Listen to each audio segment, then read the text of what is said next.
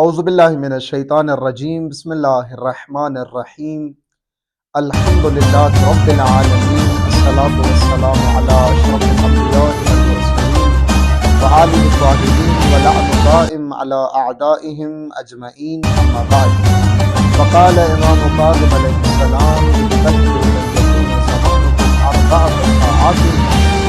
ساعة لمناجات اللہ وساعة لامر المعاش وساعتاً لمعاشرت اخوان الذین یعرفونکم عیوبکم۔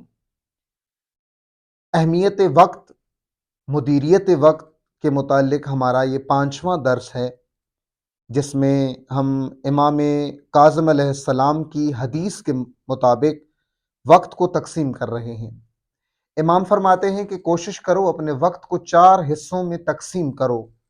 ایک حصہ اللہ کی عبادت کے لیے، ایک حصہ حلال رزق کے حصول کے لیے، ایک حصہ اپنے ان دوستوں کے لیے جو دوست آپ کو اپنے عیبوں سے، اپنے نقائص سے آگاہ کریں، ان کے لیے ایک حصہ، اور ایک حصہ دنیا کی حلال لذتوں کو حاصل کرنے کے لیے۔ اور فرمایا کہ یہ جو چوتھا حصہ ہے، جو سیر و تفریح کا حصہ ہے، حلال لذتوں کو حاصل کرنے کا حصہ ہے، یہ وہ حصہ ہے جو تمہیں باقی 3 حصوں کے لیے طاقت اور قوت عطا کرے گا۔ یعنی اس حصے سے تمہیں انرجی ملے گی، طاقت ملے گی، قوت ملے گی، توانائی ملے گی، اور اس توانائی کے ذریعے تم باقی 3 حصوں کو بھی جاندار بنا سکتے ہو، پر روح بنا سکتے ہو۔ اگر انسان اپنی دن کا شیڈیول نہ بنائے، اگر برنامہ نہ بنائے اور اس کے برنامے کے مطابق دن نہ گزارے، پھر انسان اپنی زندگی ایک عجیب طریقے سے گزارتا ہے۔ جس کام میں جاتا ہے اسی کا ہو جاتا ہے۔ مثلا اگر نماز پڑھے گا تو کمائے گا نہیں، اگر کمائے گا تو نماز نہیں پڑھے گا، اگر پڑھائی پہ جائے گا تو نہ نماز پڑھے گا نہ کام کرے گا۔ یہ کون انسان ہے؟ یہ وہ ہے جس نے اپنی زندگی کا شیڈیول نہیں بنایا، اپنی زندگی کو ایک منظم برنامے کے تحت نہیں گزار رہا۔ یہ وہ انسان ہے۔ امام صادق علیہ الصلوۃ والسلام فرماتے ہیں التدبیر من الدین، یا من الدین التدبیر۔ شیڈیول بنانا، برنامہ ریزی کرنا، یہ دین ہے، عین دین ہے۔ یہ اپنا دن، اپنے اوقات، اپنے طور طریقے کو ایک شیڈیول کے مطابق گزارو تاکہ تمہاری زندگی الجھنوں میں نہ گزرے۔ امام کی اس حدیث کا جو آج تیسرا حصہ ہمارے مد نظر ہے، وہ یہ ہے کہ ساعتاً لمعاشرت الاخوان الذین یعرفونکم عیوبکم۔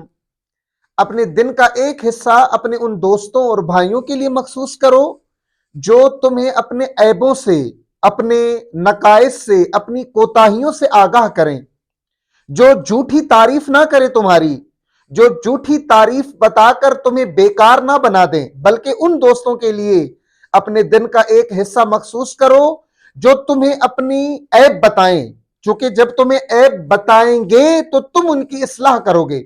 کچھ دوست وہ ہوتے ہیں جو جھوٹی تعریفیں کرتے ہیں، اور پناہ مانگے ایسے دوستوں سے جو آپ کی جھوٹی تعریفیں کریں، کیونکہ یہ جھوٹی تعریفیں سبب بنے گی کہ آپ اگلے مراحل کے لیے تیار نہیں ہوں گے، اپنے آپ کو بہتری کی طرف نہیں لے جائیں گے آپ۔ اسی لیے امام فرماتے ہیں اپنے دن کا ایک حصہ ان دوستوں کے لیے مخصوص کرو جو تمہیں عیب بتائیں، جو خالص ہو تمہارے ساتھ، مخلص ہو تمہارے ساتھ، جو تمہیں اہمیت دیں، جو تمہیں اپنے وجود کا حصہ سمجھیں، ان دوستوں کے لیے اپنا ایک حصہ قرار دو۔ دوستی بہت اہم ہے، کیونکہ جہنمیوں کے بارے میں ہے کہ جو لوگ جہنم میں جائیں گے ان کی ایک صدا یہ ہوگی کہ اے کاش میں فلاں کو اپنا دوست نہ بناتا، فلانن خلیلا، اے کاش یہ انسان میرا دوست نہ ہوتا۔ کیوں نہ ہوتا؟ کیونکہ اسی کی دوستی نے مجھے جہنم میں پہنچا دیا، اسی کی دوستی نے مجھے آج اس شرمندگی کے مقام پر آ کر کھڑا کر دیا۔ قرآن کہہ رہا ہے دوستوں کے انتخاب میں حساس بنو، دوستوں کے انتخاب میں اپنے آپ کو حساسیت میں لاؤ۔ کیوں؟ کیونکہ غلط دوست کا انتخاب انسان کو جہنم میں لے جاتا ہے۔ جھوٹی تعریفیں کرنے والے دوست آپ کو جہنم میں لے جائیں گے، دنیا میں بھی ناکام بنائیں گے، آخرت میں بھی ناکام بنائیں گے۔ امام فرماتے ہیں اپنے دن کا ایک حصہ اپنے خالص دوستوں کے لیے مختص کرو، جو تمہیں اپنے عیب بتائیں، جو تمہیں اپنے نقائص بتائیں، اور صرف نقائص اس لیے نہ بتائیں کہ تمہیں کوسیں، تمہیں نا امید کریں، تمہاری حوصلہ شکنی کریں، نہ تمہیں بتائیں تاکہ تم ان عیوب کو دیکھ کر اصلاح کی طرف بڑھو، اپنے آپ کو رشد و نمو کی طرف لاؤ۔ آپ دیکھیں روایات میں دوست کو آئینہ قرار دیا گیا ہے کہ دوست آپ کا آئینہ ہے۔ آئینے کا کیا کام ہوتا ہے؟ آئینہ جیسے آپ ہیں ویسا ہی آپ کو دکھاتا ہے، نہ جھوٹی تعریف کرے گا، نہ مرچ مسالہ لگائے گا، کچھ بھی نہیں کرے گا، جو آپ کا چہرہ ہوگا وہی آپ کو دکھائے گا۔ اب کچھ لوگ اس وجہ سے کسی کو اپنے دوست کو عیب نہیں بتاتے کہ کہیں ناراض نہ ہو جائے۔ خوب یہاں اگر وہ ناراض بھی ہوا تو اللہ اس کے لیے آپ کے دل میں محبت ڈال دے گا، کیونکہ امام حسین علیہ السلام کو کسی نے خط لکھا کہ مولا دنیا اور آخرت کی نیکی کیا ہے؟ آخر وہ کون سا عمل ہے جس میں جو دنیا میں بھی نیکی ہے اور آخرت میں بھی نیکی ہے؟ تو امام نے فرمایا جہاں لوگ راضی ہوں اور اللہ ناراض ہو، اگر تم نے لوگوں کو راضی کر کے اللہ کو ناراض کیا، اللہ تمہیں ان لوگوں کے حوالے کر دے گا۔ اب لوگ جانے اور تم جانو، کیوں؟ کیونکہ تم نے اللہ کو راضی نہیں کیا، لوگوں کو راضی کیا ہے۔ جب تم نے لوگوں کو راضی کیا ہے تو جاؤ ان کے پاس، رہو ان کے ساتھ، جو تمہارا یہ حشر کریں یہ اب تم ان کے حوالے ہو۔ اور لوگ کیا حالت کرتے ہیں آپ کو پتا ہے، جو لوگ لوگوں کی رضا کے لیے، لوگوں کی خوشنودی کے لیے، لوگوں کی توجہ اپنی طرف مبذول کرنے کے لیے کام کرتے ہیں، ان کا کیا حشر ہوتا ہے۔ امام فرماتے ہیں کہ اگر اللہ ناراض ہو، لوگ راضی ہو، اگر تم نے وہاں لوگوں کو راضی کر کے اللہ کو ناراض کیا تو اللہ تمہیں لوگوں کے حوالے کر دے گا۔ لیکن اگر لوگ ناراض ہو، اللہ راضی ہو، اگر کوئی ایسا میدان آ جائے جہاں لوگ تو ناراض ہو رہے ہیں لیکن اللہ راضی ہے، امام حسین فرماتے ہیں یہاں پر اگر تم نے لوگوں کو ناراض کر کے اللہ کو راضی رکھا تو خدا ان ناراض لوگوں کے دلوں میں تمہاری محبت ڈال دے گا۔ ہم شادیاں کس کی رضا کے مطابق کرتے ہیں؟ لوگوں کو راضی کرنے کے لیے کرتے ہیں یا اللہ کو؟ آپ دیکھیں لوگوں کو راضی کرنے کے لیے کتنے قرض اٹھاتے ہیں ماں باپ، کتنے معاشرتی ان تقاضوں کو پورا کرنے کے لیے کتنی کٹھن حالات سے گزرتے ہیں تاکہ لوگ راضی ہوں، لوگوں کی طرف سے کوئی شکایت نہ آئے۔ وہ باپ کتنا بھی عالی انتظام کریں، لوگوں کی زبان نہیں رکتی، لوگوں کی زبان نہیں رکتی۔ یا کھانے میں آپ کے عیب نکالیں گے، یا ڈیکوریشن میں عیب نکالیں گے، یا کسی اور چیز میں عیب نکلے گا، اگر یہ کاش ہوگا لوگوں کے زبانوں پر۔ لیکن اگر آپ لوگوں کو راضی نہ کریں، اللہ کی رضا اپنے آنکھوں میں رکھیں، اپنی نگاہوں میں اللہ کا راضی ہونا رکھیں، اللہ ان ناراض لوگوں کے دلوں میں آپ کی محبت ڈال دے گا۔ لوگوں کو اگر آپ اپنے دوست کو کوئی عیب بتاتے ہیں اور اس عیب کی وجہ سے آپ کا دوست ناراض ہو جاتا ہے، خدا کہتا ہے تم نے میرے حکم پر عمل کیا اور اس عمل کی وجہ سے تمہارا دوست ناراض ہو گیا، میں خدا اس کی ناراض دل میں تمہارے لیے محبت ڈال دوں گا۔ لہٰذا بچے ایسے دوستوں سے آپ، جو دوست جھوٹی تعریفیں کر کے آپ کو راضی رکھتے ہیں۔ اگر ایسے دوست آپ کے پاس ہیں جو آپ کو عیب بتاتے ہیں، جو آپ کو آپ کے نقائص بتاتے ہیں، جو آپ کو آپ کی کوتاہیاں بتاتے ہیں، حوصلہ شکنی کے لیے نہیں، آپ کی اصلاح کے لیے، آپ کی تربیت کے لیے، ایسے دوستوں کو غنیمت جانو، ایسے دوستوں کا دامن تھام لو۔ کیوں؟ کیونکہ اگر دوست جہنم میں لے جا سکتا ہے تو دوست جنت میں بھی لے جا سکتا ہے۔ قرآن کہتا ہے کہ جہنم میں ایک صدا دیں گے، کیا؟ کہ خدایا اے کاش ہم فلاں کو اپنا دوست نہ بناتے۔ خوب اسی طرح جنتی بھی ہیں جو کہیں گے پروردگار تیرا شکر ہے کہ میں نے ایسے دوست بنائے جو دوست مجھے جنت میں لے آئے۔ اگر دوست آپ کو ایسے ملے ہیں جو آپ کو آپ کے عیوب بتاتے ہیں اصلاح کے لیے، ایسے دوستوں کو غنیمت جانو۔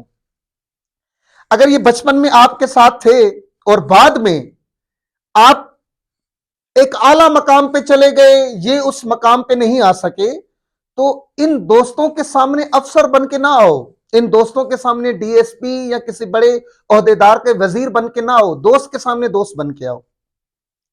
اگر آپ کا دوست نہیں پہنچا اس مقام پر جس مقام پر آپ پہنچے ہیں، ٹھیک ہے اس کے ساتھ وسائل نہیں تھے، اس کے پاس مالی سلسلہ نہیں تھا کہ اس جگہ پر پہنچتا جس جگہ پر آپ پہنچے ہیں، تو اب اس جگہ پر بیٹھ کر دوست سے افسر بن کے نہ ملو، دوست سے ایک بڑا انسان بن کے نہ ملو، دوست سے دوست بن کے ملو، دوست سے دوست، مخلص دوست ہے آپ کا، باکردار دوست ہے آپ کا، سچا دوست ہے آپ کا۔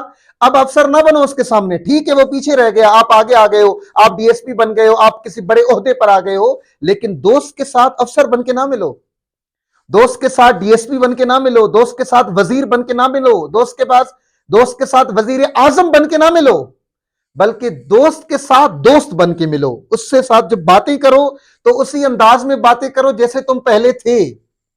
یہ کرامت ہے انسان کی۔ امیر المومنین فرماتے ہیں کہ ان من کرم المرء، مرد کی ایک بزرگی کرامت یہ ہے، بڑاپن یہ ہے ایک انسان کا، حفظہ قدیم اخوانے، پرانے دوستوں کو محفوظ رکھنا، پرانے دوستوں سے دوستیاں نبھانا، پرانے دوستوں کے ساتھ دوست بن کے رہنا، یہ کرامت ہے، بزرگی ہے انسان کی، امیر المومنین کے بقول۔ رسول خدا فرماتے ہیں کہ میں پرانی دوستیاں نبھانے والوں کو پسند کرتا ہوں، جو پرانی دوستیاں نبھاتے ہیں میں رسول ان کو پسند کرتا ہوں۔ اگر اچھا دوست مل گیا اور وہ رہ گیا کسی وجہ سے پیچھے، آپ اس مقام پہ آ گئے جس مقام پہ وہ بیچارہ نہیں آیا، تو آپ اس کے ساتھ افسر بن کے نہ ملیں، اس کے ساتھ بڑا بن کے نہ ملیں، اس کے ساتھ وزیر اور مشیر بن کے نہ ملیں، اس کے ساتھ دوست بن کے ملیں۔ اس سے پروٹوکول نہ مانگیں، آپ اسے یہ نہ کہیں کہ اب تو میں افسر ہو گیا ہوں، اب میرے ساتھ تھوڑا دھیمے لہجے میں بات کرو نا، دوست ہے تو دوستوں کے ساتھ دوست بن کے بات رہیں۔ امام کاظم فرماتے ہیں کہ ایک انسان جب اپنے اوقات کو تقسیم کرے، 4 حصوں میں تقسیم کرے، عبادت کے لیے، معیشت کے لیے، دوستوں کے لیے اور حلال لذتوں کے لیے۔ دوستوں کے لیے بھی وقت نکالیں۔ کون سے دوست؟ جو دوست آپ کو رشد و نمو دیں، کیونکہ وقت کو استعمال کرو تاکہ یہ وقت تمہیں ارتقا دے، تمہیں رشد دے، تمہیں نمو دے، اور یہ وقت رشد اور نمو اس وقت دے گا جب تمہارے دوست تمہارے عیب تمہیں بتائیں گے، جب تمہارے دوست تمہارے عیوب سے تمہیں آگاہ کریں گے، اور ان عیوب سے آگاہ ہو کر تم اس مقام پہ پہنچو گے کہ اب یہ کہا جا سکے کہ تم نے وقت سے صحیح استفادہ کیا۔ دعا ہے خداوند متعال ہمیں وقت کو درست معنی میں استعمال کرنے کی توفیق عطا فرمائے، اور اس وقت سے ہمیں اپنی رشد اور نمو کرنے کی توفیق عطا فرمائے۔ آخری درس ہمارا اس کے بعد ہے، جس میں امام کی حدیث کا 4تھا حصہ ہم بیان کریں گے انشاءاللہ۔ اگلے درس میں آپ سے ملاقات ہوگی۔ سلامت رہیں، خدا حافظ۔